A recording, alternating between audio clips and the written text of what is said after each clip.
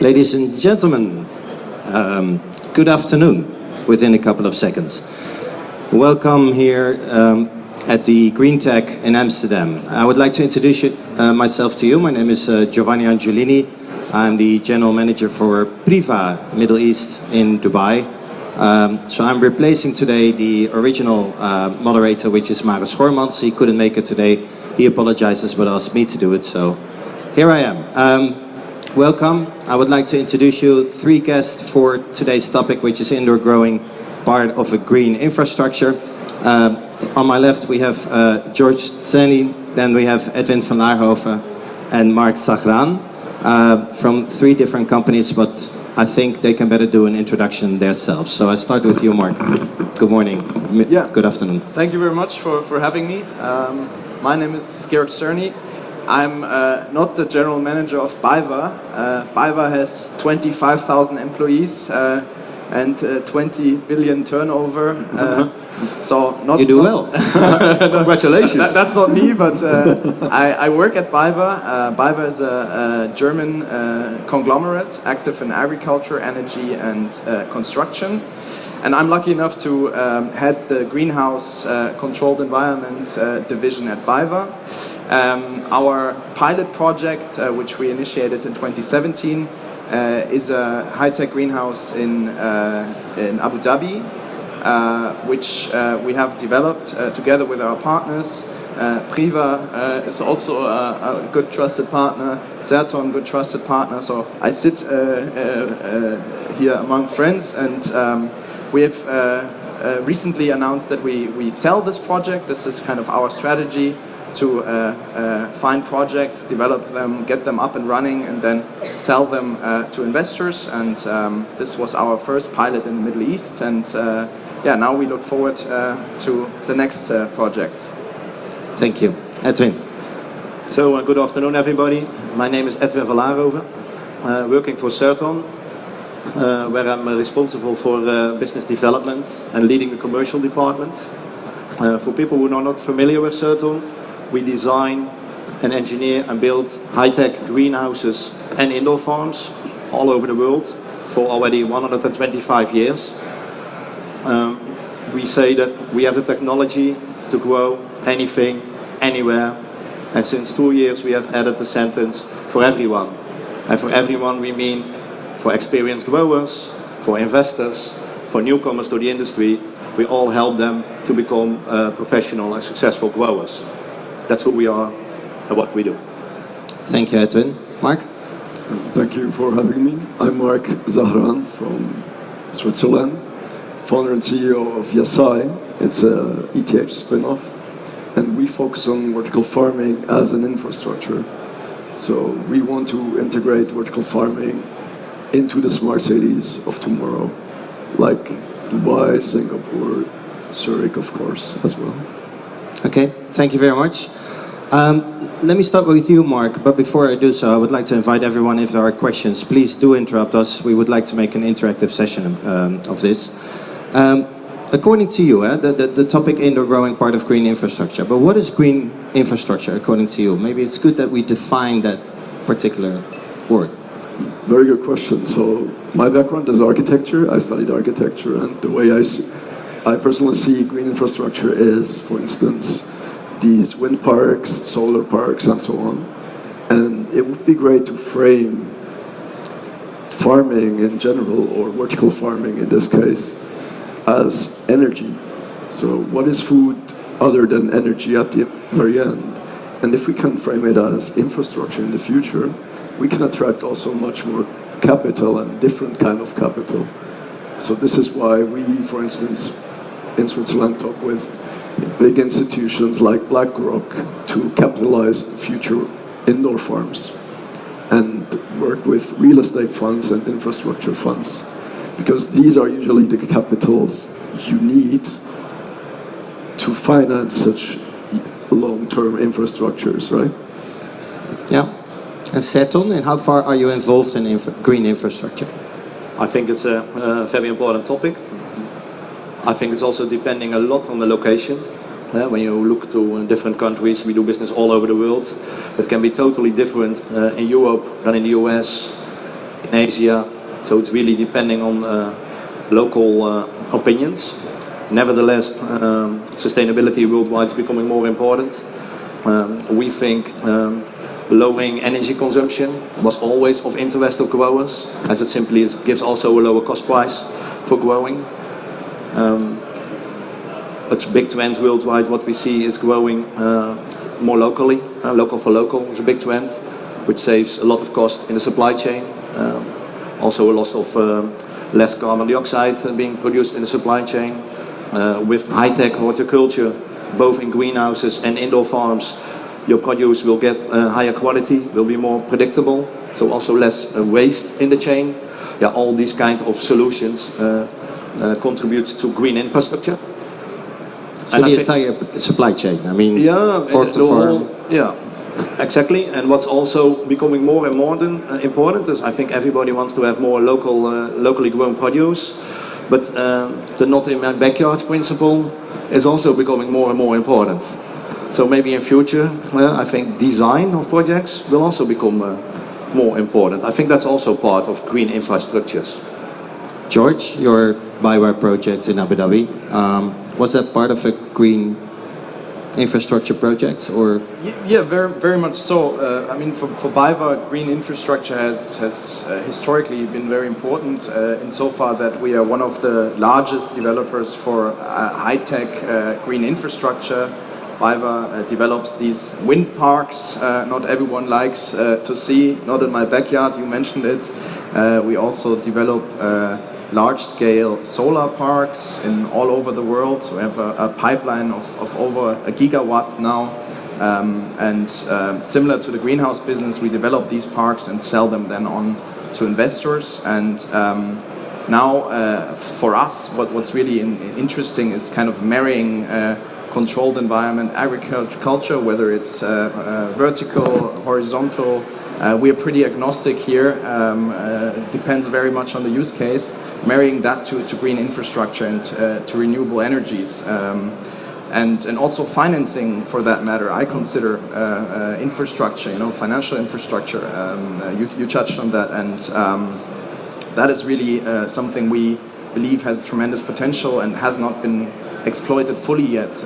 But now the high gas prices, which is a huge crisis for the industry at large, can also be considered a good thing. The perfect storm, as Tom, you called it, because it's really accelerating this push to making our industry more sustainable and more lasting and future-proof. Yeah. But I assume we don't only need involvement from the horticulture sector, right? We do already see interference from cross-sectorial sectors. Can anyone elaborate on that? What is your experience in this? Yes, very much actually. So we already plan new projects with real estate developers where the vertical farm will become an intrinsic, integrated project and part of the city. And like this, you can also suddenly have much better margins as growers because you sell directly, or you create kind of the garden 4.0 where people can grow through you their plants in your vertical farms, right? And this is something where we see not just a higher value for the people in the consumption because they have more local products, less packaging and so on, but also higher value in real estate. Suddenly the value is increased for the real estate because there is more value to the people who live there. But then we're talking about greening cities mainly. Yes. Yeah, maybe I think it really requires like cross-industry collaboration here because the model of the past where the grower would be kind of leading the project and would build a greenhouse on the green field, add a CHP unit to it and run for 20 years, that is not really feasible anymore. And when you add green infrastructure to controlled environment agriculture, the capital hurdles become much higher because developing a solar park for a couple of hectares is not really feasible, not really tangible.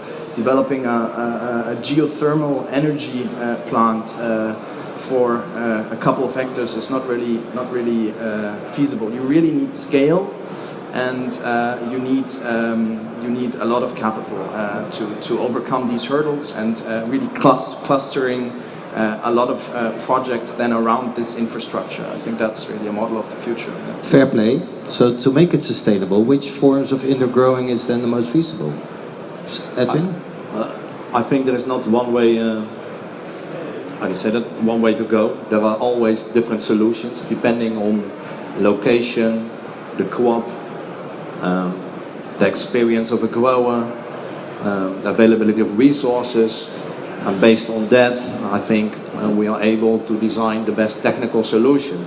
And it's also does not have to be or a greenhouse, or open field, or a vertical farm. It can also be the combination of them.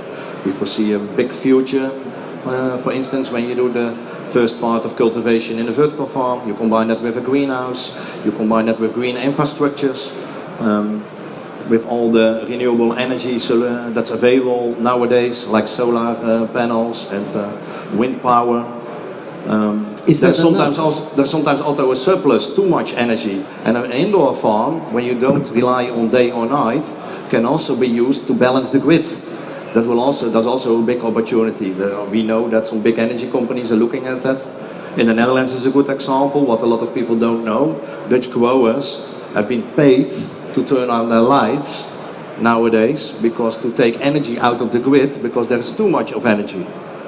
So integrating these kind of vertical farms and greenhouses to balance the grid is definitely a business case, becoming more important. Is that the roadmap we have to take towards the future? I think so, yes. I think it should, like George said, it should not be a grower who does something on its own. It should be integrated in the whole infrastructure. I think that's key in future. And that's also a big opportunity because the demand for customers for locally grown, safe and healthy, fresh and tasty food is definitely there, will only grow. But also energy is a big issue, so integrating it in a very intelligent, smart way will help not only the growers but the whole ecosystem. Does this require public-private collaboration, other stakeholders? Who needs to be involved? I can add something here. So I really agree with your point. It's really, there's no solution for everything basically, so we really need to see for which context is the best solution. And we should definitely include policies when it comes, for instance, for spatial planning. Because many times indoor farming is not allowed on agricultural land, which sometimes doesn't make any sense, right? In this case, we really need to work with public authorities as well. And how? Good question. So I think Farm Tech Society, associations like this, will be very helpful for this. And we need to include them, invite them, show them what we have, show them how we grow, and also invite them here. Tom, would you like to elaborate on that as well, on behalf of Farm Tech Society? May I pass you the microphone? Quite spontaneous. Yes, for some of you, you were here. We had a panel yesterday talking about the EU Green Deal. I had a gentleman here from the European Commission. It was the first time he ventured into the Netherlands and visited GreenTech. I've been trying to get them to come here since 2016. And he basically said, oh my God, I had no idea how interesting and how big this industry is. And he profusely thanked for this visit, and he was on the panel here. And we talked about the importance of seeing a kind of like a real exchange of demand and needs by a sector who can deliver a lot of interesting solutions to the ongoing agriculture crisis around food security, around food sovereignty. I'm not talking about solving the wheat problem coming out of Ukraine, but solving a problem which has to do with the energy implementation of how we grow food today. And as we know in Europe, it's pretty much done that you can't grow in a greenhouse who solely make money because you have access to cheap compressed natural gas from Russia. That's over. And in some ways, I'm also saying this is maybe the moment where really actually a regulator needs to come to the table and discuss this with industry, with the growers, with all the stakeholders who are assembled in this venue here, to really find out what are actually the possibilities and how do we actually frame these possibilities. Our role is simply representing and being the mitigator between those stakeholders. Because regulators, they don't really necessarily, look out for who is actually impacted by their decisions. They wait for somebody to come to them to tell them, that they will be impacted and they would like to say a few things about it. So the industry, in their way to mature, needs to become active in approaching regulators and really explain what they do. And, Farm Tech Society is based in Brussels. We open an office in Washington, D.C., and we are on the way to really provide the opportunity for anybody in this business to take this seriously and come and visit and also engage in these discussions. We have a booth here just around the corner, and all these panelists are also representing members, and there's a number of member companies here. And please, if you have not heard of us, reach out to us and we'll discuss it further. Thank you. Thank you, Tom. Would you like to respond to this? Yeah, I totally agree on the policy regulatory level. Governments can do a lot for the industry and need to do a lot. For example, I come from Germany. We don't even have a unified building code for greenhouses, which makes it quite hard whether you build a greenhouse in Bavaria or in the Berlin region. Is a totally different ball game, and that is pretty ridiculous. So there can be a lot done on this level from when we speak about policies, but I think on the actual business development, it should be business driven and not state funded. And I think also the government governments for that matter would do good in staying out of the subsidy game for controlled environment agriculture. We see now a lot of businesses struggling due to high gas prices. And there's a reason why they struggle, and saving them now, I think, wouldn't do us any good. It would just create kind of walking dead, and would not allow the industry to really leap forward and use this as a kind of growth moment and a kind of moment for actual transitional change. How is Switzerland dealing with this? So we are quite lucky because we based our vertical farm 100% on renewable energy sources, and therefore we weren't tackled so much about that. What you use? Mainly hydropower. There's a lot of water in Switzerland, and yes, this now pays out. So the investment, it was a bit more expensive in the capex side at the beginning, but now we can actually feel the positive effects on it. And the way we also see it is we can use our vertical farm as an infrastructure in the terms of heat. So our vertical farms create heat, we capture the heat, and we can reuse that heat to heat up neighboring spaces, apartments, office buildings, and so on. And like this, we can actually create a much better energy balance overall. So these are just new kind of ideas we would like to share with the world. That will be great. And if you have questions afterwards or within a minute, I will also go through the audience. Please do ask. Familiar structure, by the way. We know it as Priva as well. Edwin, when you talk to your principals worldwide, is this a topic you are discussing? Are they talking about, let's make this farm as sustainable as possible, etc.? Or does it require more attention, is basically my question. Actually, we're doing that already for quite some years. Can always be improved.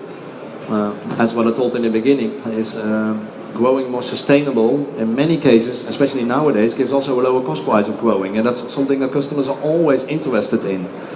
So connecting waste heat with geothermal heat or with renewable energy systems to make smart connections to grow year-round in the most efficient and also a safe way, because sometimes you cannot rely only on one source.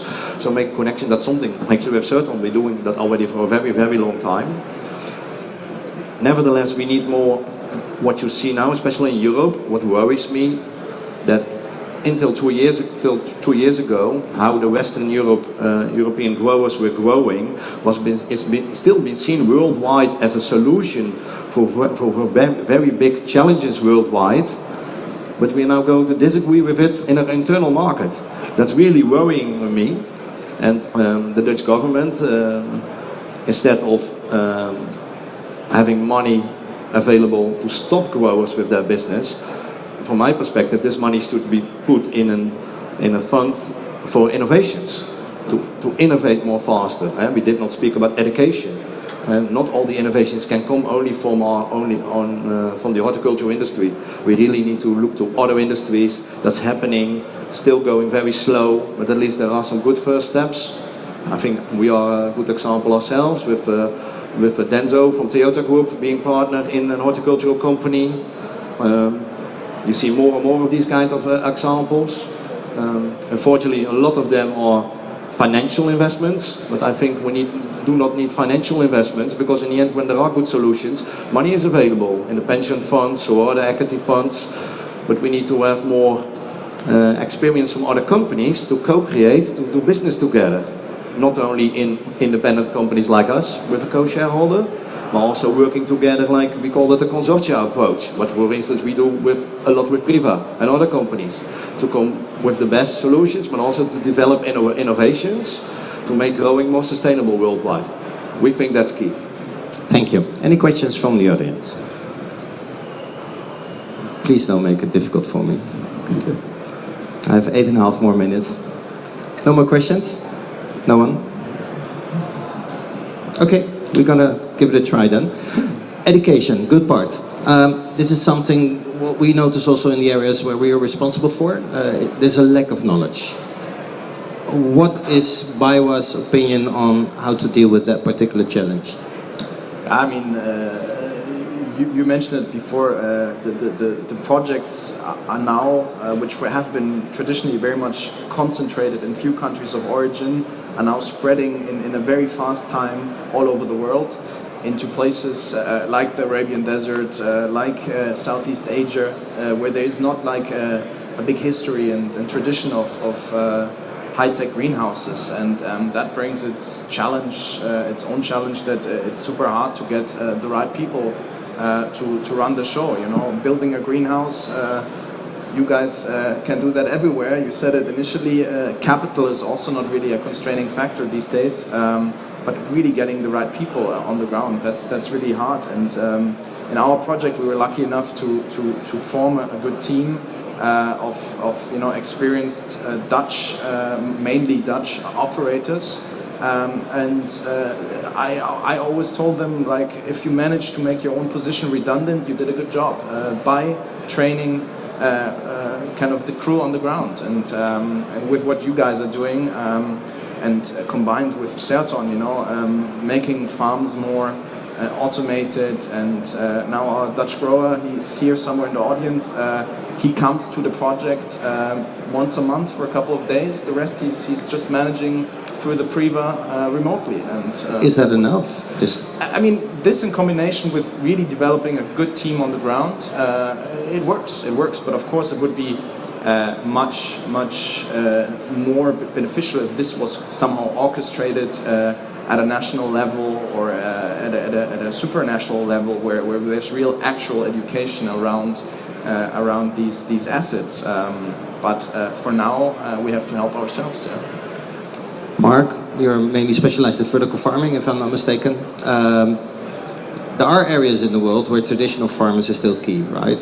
So in order to, let's say, introduce a new or a future type of farming, you may create a massive innovation gap, okay? How do you think you will reach that part that they understand what vertical farming could be as a solution for the future, and at least to operate more sustainably? Yes, thank you, very good question. So what we do is we work together with a large cooperative in Switzerland, which is basically the Association for Farmers, traditional farmers, and their role as well is very important, to actually educate traditional farmers and offer them this new opportunities which these different technologies bring. So I think there's a lot to do, and basically a new generation to educate as well. And we also need to keep vertical farming as a cool topic in a way, so we attract a lot of new young talents and people. So that's, I think, the image of farming should be very well taken care of in the future. And then focus on mainly the future ecosystem or also the current system, because we also have the traditional farmers. You don't want to take away their work or knowledge. Absolutely, yeah. So in this case, we experience a lot of new young farmers, usually the sons and daughters of the older traditional farmers, and they're very open and interested in learning new things. So it will be just a matter of time in this case, I think.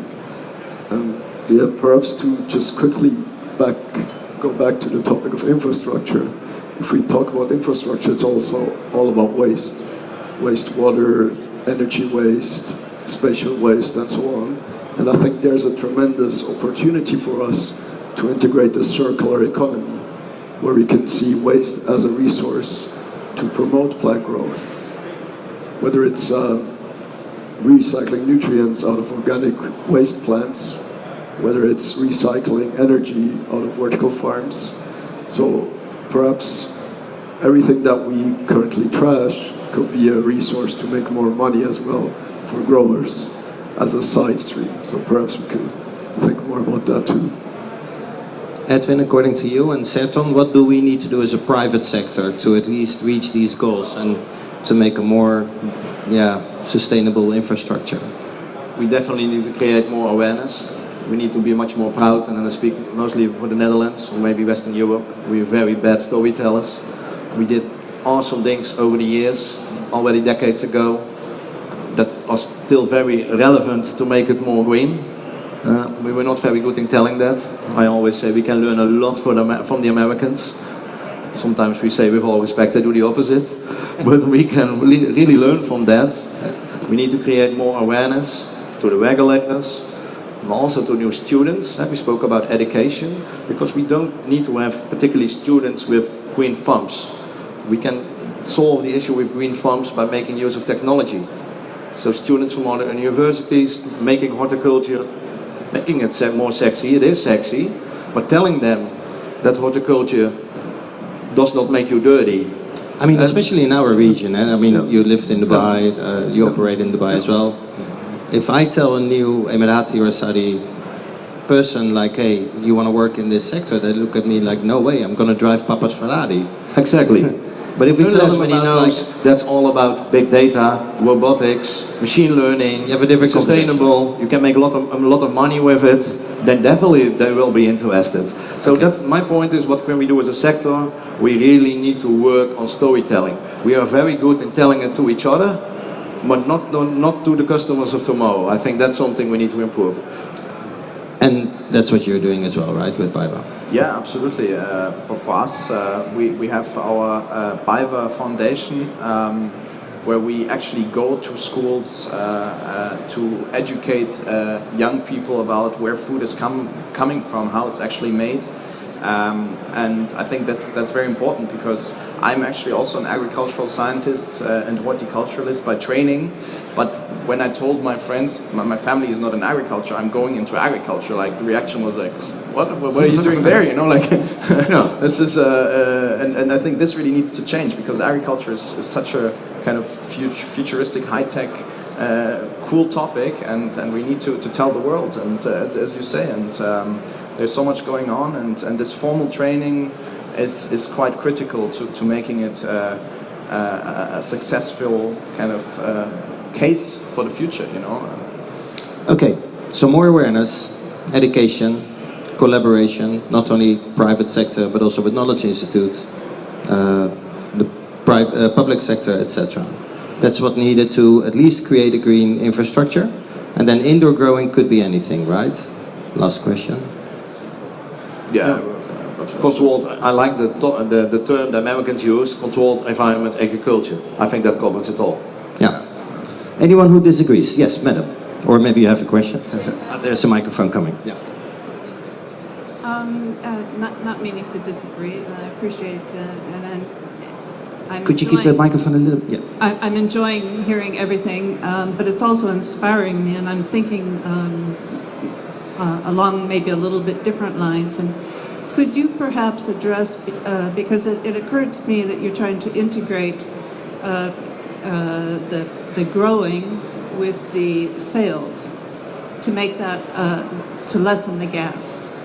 And to my mind,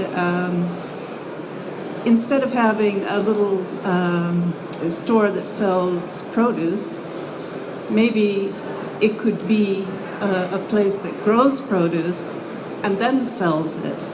You know, so then you can envision these little, I don't want to say hub, it's not really a hub, but little stores, agricultural plant growing stores where they sell the fruit and the vegetables right there as they're being grown. So maybe you could speak on that subject and see if there's something going on in that direction, or you know, if how does that register with you, let's say, in the overall?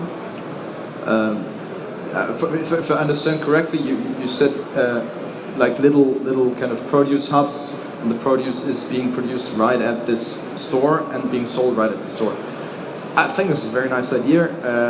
Speaking kind of from an economical perspective, which I have to as well, it's kind of a bit against the principle of the economies of scale, to scale down to smaller production units instead of scaling up to bigger production units. So on the cost price, which you mentioned, you will never really be able to compete with such a model. However, I think there's communities where this is actually appreciated, and there's also a premium being paid for it that makes such a model then feasible. But it might also be more interesting to a set of people who don't want to have to go out in the field all day long, but have a controlled environment, like take a container and set it down that's fully optimized for growth right there. So you might be able to appeal to a different personnel also. Definitely, yeah. Anyone else who wants to comment? Yeah, we are working on such a solution, as mentioned briefly before. But in general, it's a spatial challenge, because if you look at the big picture, to produce food for 8 billion people today, we need about 40% of all ice-free land. To put this in comparison, most people live today in only 3% of the land in all the metropolitan areas. So we need 40% of all the land to feed these 3%. And that's just, from an architectural and spatial point of view, not very likely to happen anytime soon. Thank you. Does that answer your question or your comment? Yeah, it gives me a perspective. Okay. Thank you. Yeah. We have to, unfortunately, stop this session already because we are over time now, and there's another session coming up within, I think, the next 10 to 15 minutes. I would like to thank my guest, Mark Zahran from YASAI. Can I have an applause, please? Mr. Edwin Vanlaerhoven from CERTHON and Mr. Georg Czerny from BayWa. My name is Giovanni Angiolini from Priva. Thank you very much, and I wish you a pleasant day. Thank you. Thank you, Giovanni. Thank you very much. Thank you.